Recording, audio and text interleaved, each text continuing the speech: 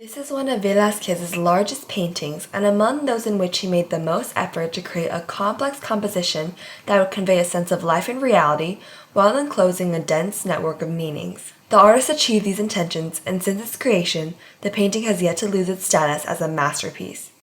Velázquez, by the time this painting was created, had been the court painter for the Spanish king Philip IV for over 30 years. He had risen the ranks and had been named Chamberlain of the Palace, in charge of decorating the Alcazar of Madrid. It's no surprise, then, that this painting was set in Velázquez's studio in the palace. The high-ceilinged room is presented as, quote, a simple box that could be divided into a perspective grid with a single vanishing point. In the center of the foreground stands Teresa, the 5-year-old princess, in Spanish infanta, who was at this point King Philip and his wife's only surviving child. She is attended by 2 ladies in waiting, or Meninas, Doña Isabel de Velasco, who is positioned curtsying to the princess, and Doña Maria Agustina Sarmiento de Sotomayor, who kneels before Teresa, offering her a drink from a red cup, or bucaro, that she holds on a golden tray.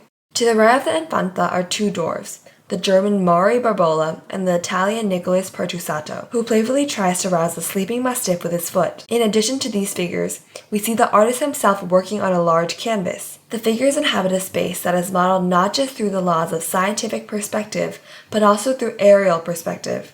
In this painting, Velázquez uses the multiplication of the light sources to define the space. On the back wall we see a mirror, which can be identified as, unlike the canvases, the mirror is depicted to have a much more reflective surface to represent glass. Reflected in the mirror are the faces of Philip IV and Mariana of Austria, the princess's parents who are watching the scene taking place. We can see that due to the presence of these nobles in this painting, all the figures seem to be glancing in their direction. Some historians suggest that the mirror's reflection is showing what Velázquez is painting on the large canvas within the painting Las Meninas. However, others suggest that us viewers are represented by the king and queen, looking into the painting and seeing our reflection.